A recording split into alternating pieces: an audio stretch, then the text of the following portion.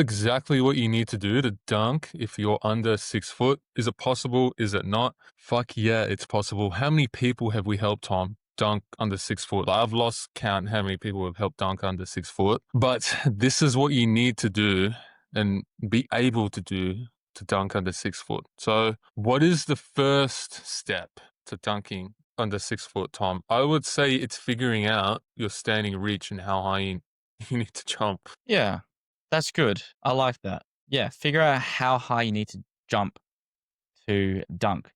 Standing reach, for those who don't know, is, if you're watching a video, you put your hand straight up in the air. Make sure you're reaching as high as you physically can. You should almost feel like you're going to pop your shoulder out of its socket. A nice stretch in the lats.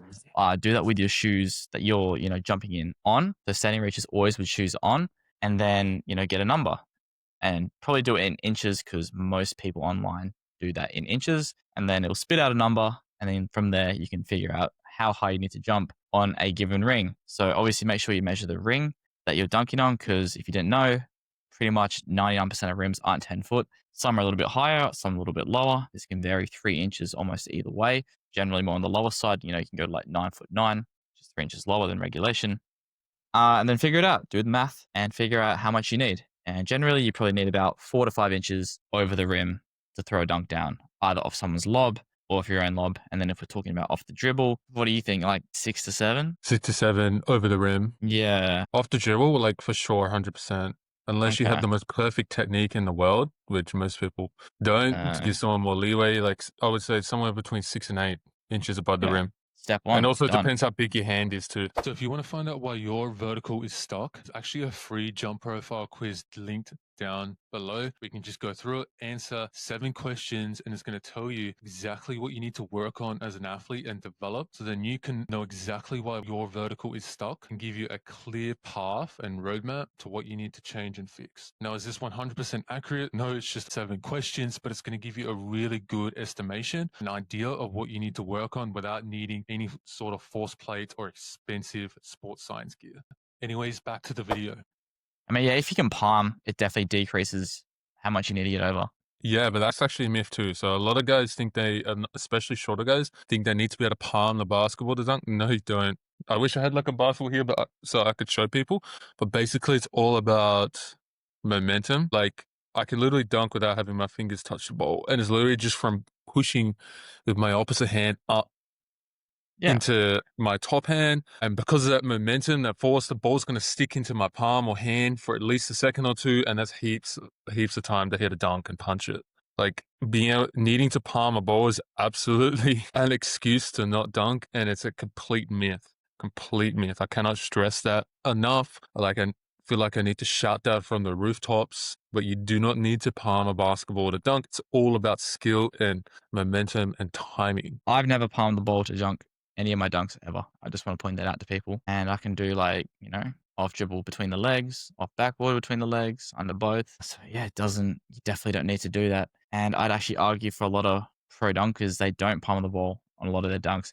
Even though they might have the capabilities of palming it, a lot of them wouldn't, because it's probably a little bit less efficient to try and palm it anyway. Like I can really only palm a ball on my best day, in the right conditions. The ball's like fully dry, my hand's like fully stretched out. And that's like if I, place it in my hand, kind of like push it in. Like I would never dream about trying to palm it like off the dribble or anything like that. The only time you need to palm a ball is if you're trying to go for the MJ look and style, and you're just trying to go one end and look like you're Spider-Man gripping the ball and throw it in. But other than that, if you're not trying to be MJ, you just want to be able to dunk. Yeah, you don't need to be able to palm the ball. Okay, so Absolutely.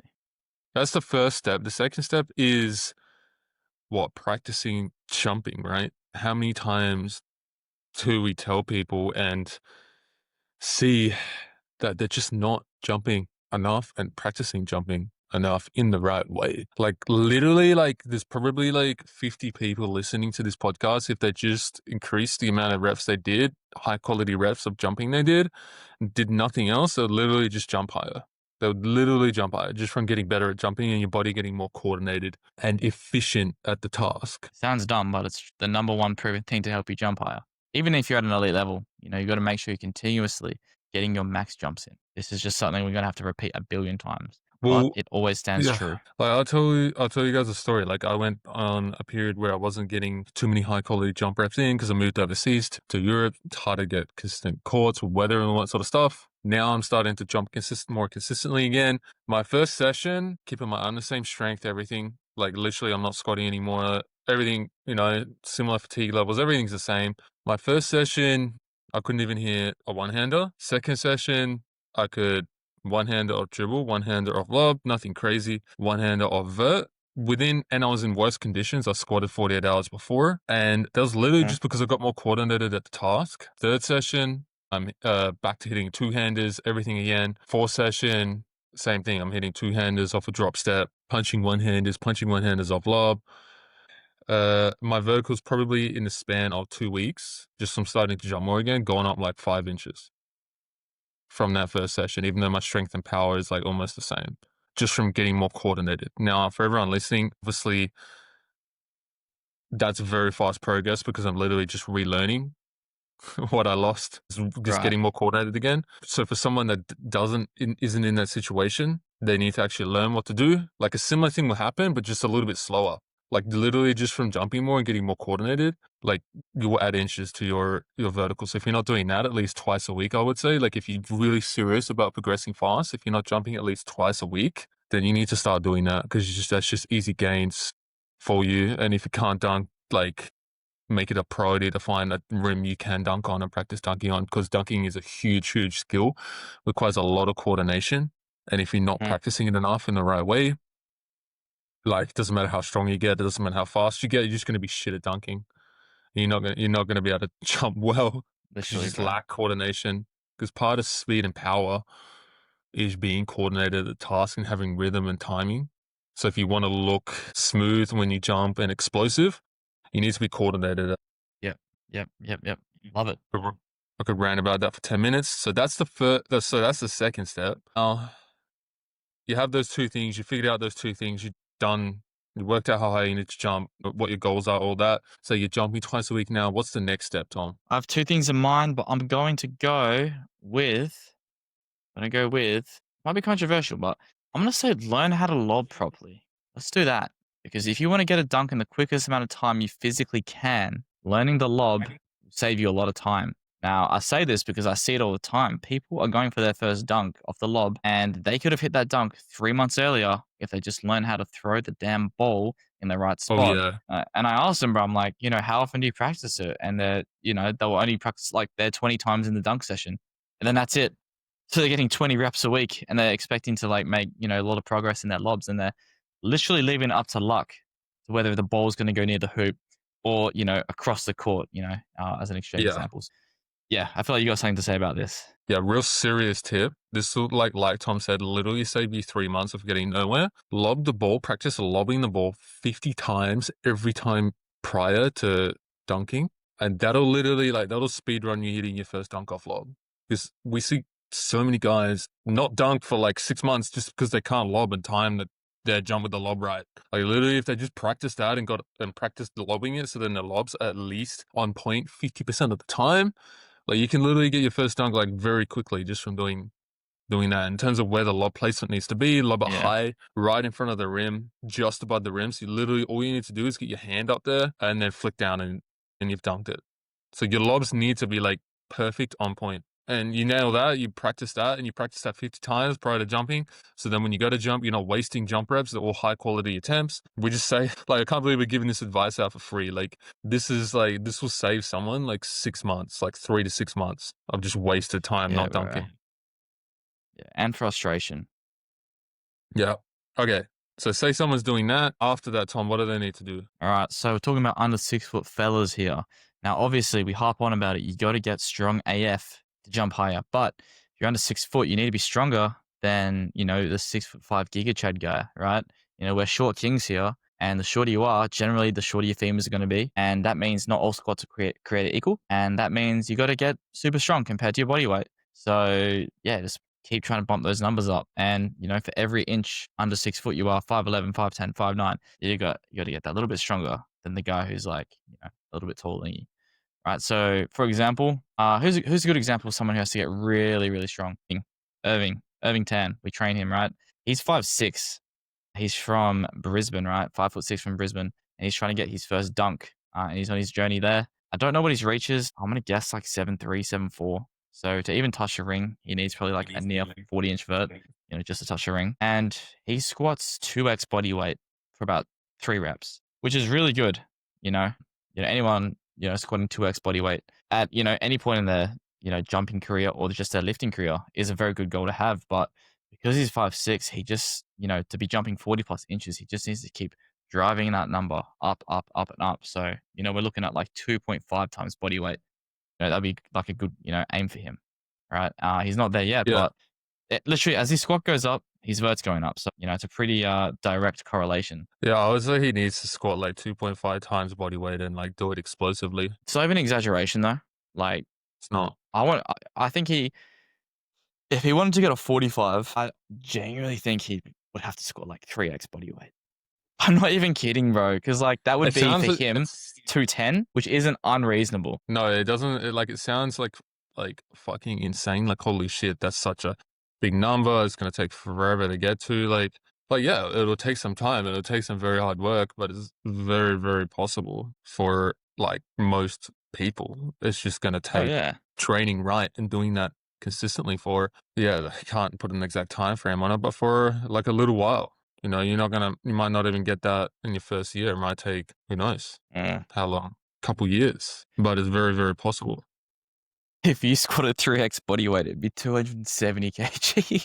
Yeah, no, that's not real. No. imagine That's moving fucked. 270 explosively at 6'4". Okay, that's yeah. That's like a 45 standing vert. That would be. You'd have to look. I don't even know, bro. I don't even know. On your build, it'd be so hard though because you actually have quite long femurs, right? Even for your height, like Yeah. I wouldn't be able to walk down the road. I'd have to waddle. bro, your My quads thighs would be be that huge. big. Oh, I don't think you'd be 90 kg either. Oh, Yeah, man. no, definitely. So it'd have to be a 300 because I'd be 100 kilos. Yeah, the extra 10 kilos are just quad mass. Yeah. But yeah, it's like, so in a squatting pattern, if you're shorter, it's like, is it controversial to say that it's easier to get stronger? Is it controversial? Did you say? I don't think so. Because the No, it's not. It's the not other controversial. thing, It's science fact, bro. yeah, Yeah, it's literally facts. because the other thing is as well, what helps with a squat is the hamstring pressing down on the calf. So that can give someone some extra pop out of the squat. So if you're shorter, that more of that is happening. Especially if you've got fat legs. So that makes it easier to squat more because you just have more leverage too. So that's another factor. But without digging too deep into it, you need to be insanely strong relative to your body weight. That's the third step. I have to make that an absolute priority because if you do not do that, you're not going to dunk, bro. And there's a reason not many people dunk at 5'6" or 5'5". Not many people are willing to take on the dragon and slay it. But if you do, it's possible, man. Like you can do it and you're going to turn so many heads because it's insane to see and it's hard to do. Like someone at 5'6" hitting a one-hander off lob, that's like me hitting a fucking East Bay off dribble. Bro, like people, I think social media has kind of like ruined a lot of people's perception of what's like, good. But go down to a random rec center on the weekend, someone that can dunk regardless of height is still pretty rare. I mean, here in Australia, it's still pretty rare, and then you chuck in like maybe a windmill and then you've cut like 90% of people out of the race. So, like no one's windmilling, right? I was just saying the rarity of things. So yeah, 5'6" person dunking, bro. I think in Australia, there'd be less than 5. In America, a handful of people. It's just astronomically rare. The shoulder, like every inch again, under 6 foot you go, the more rare it becomes. So if you're one of these guys, man, use that as your motivation. You're going to literally be part of the whole world's population. So yeah, man, everyone want to dunk under 6 foot, but no one want to lift no heavy ass weight. Okay, so that's step 3? 3. 4. No, that's step 3. 3 or 4. Anyways, the next point, what does someone need to do to dunk under 6 foot? Ooh, I would say is get lean. I mean, this applies to every height, but again, because your power to weight, your squat to weight ratio has to be so good. Having excess fat is just not going to contribute anything to that ratio. It's going to be extra weight on the scale, holding you back, and it's just not going to do anything for you. So, don't go silly and go to 2% body fat, but don't take the piss either. If you're walking around at 20%, you've got free gains waiting on the table for the taking. No, 100%. So, like, again, that ties into relative strength level. Yep. So, like, you need to get strong while not getting super heavy. So it's quite different to powerlifting. Yep. So it might be a little bit of a slower process because, bulking, all that sort of stuff, you kind of just want a main gain. But yeah, staying lean, seeing your abs, that's absolute Must. key. Yeah. I would say the last point is speed and rate of force development. So like how does someone need to go about that if they're a shorter guy? What sorts of things do they need to do? What sort of KPIs should they reach? So yeah, bro, if you're a short guy, and if you guys watch any short dunker who's really like explosive and has a really high vertical, like just look at any of the, like the Chinese guys who are really elite jumpers. They carry a ton of speed into their approach. And it's just because they need to absolutely load the shit out of their tendons and their legs. And, how do you get faster? You got to make sure you're doing all the super high velocity stuff. So max sprints, obviously like acceleration work as well. And, I think at your 40-yard dash for a lot of these guys would be a good indicator of how they're progressing kind of in that area. I'm looking at like anything under like 4.9 to 5. This is like proper timed as well, not hand timed, like timed with a computer. 4.9 to 5, like which is strict timing as well. Start pushing it under that. And that's like a good start. If you're doing like a 4.8, 4.9, that's like a really good start. But keep trying to drive that number lower. And I think your vert will pretty linearly correlate with that as you get faster because it's just going to be a way of, showing your acceleration and your just raw force output because, 40 yards isn't quite enough speed or quite enough time to like truly hit your, top end speed. So, for jumping, it's going to apply and like translate a little bit better. It's quite a huge thing we're working on with Irving because he came from a powerlifting background. So he Yeah. can produce some force, but he's been needing to work on getting that faster. So that's interesting. What about power cleaning and stuff like that, Tom, for a shorter guy? Shorter guy. Well, let's just say we've got a podcast on power cleaning coming out soon, so I won't reveal too much. But let's just say they're power cleaning. And again, talking about shorter guys here, I'm looking at a good marker to chase is like a 1.5x body weight power clean, not full clean. So obviously catching above a half squat, 1.5 times body weight. You can do that. You're probably in good standing to jump high as shit. Yeah. What about RSI, reactive strength bro, index? as high as you can get it. I always say 4. 4 seems to be like the kind of like the magic number. Kind of everyone wants to aim for 4. It's kind of like a sub 1100 meters or like a 40-inch vert. Actually, I'd say 40-inch verts are more common. And maybe it's like a 45-inch vert in terms of rarity. Like trying to get that 4 RSI, it's pretty hard, and a lot of people might never get it in their life just because they don't have the genetics. Try and hit that, and just trying to keep continually trying to get more elastic and explosive. It's not going to harm your vertical, let's say. So just to like clarify, that's just pretty much like how quick and how high you bounce off the ground, essentially. Yeah, literally. Doing like a pogo jump test. Yeah, I think it's generally 4 to 5 reps. Trying to get off the floor as fast as you can, but also not sacrificing height. So for everyone, there's going to be kind of like a trade-off for which one. Some people get off the floor super fast and kind of have like an average jump in the air. And then some people have a high jump in the air, but sacrifice a little bit more time on the ground. So you will have to play with it if you're trying to like absolutely get the highest out of the RSI number. But your body will probably figure it out, just through doing it. And for anyone that's listening, if you want to calculate it, there's apps like MyJump2 and there's another app, I can't remember the name, but yeah, what I'll do is I'll link them down below. Yeah, The apps if you want to test your RSI.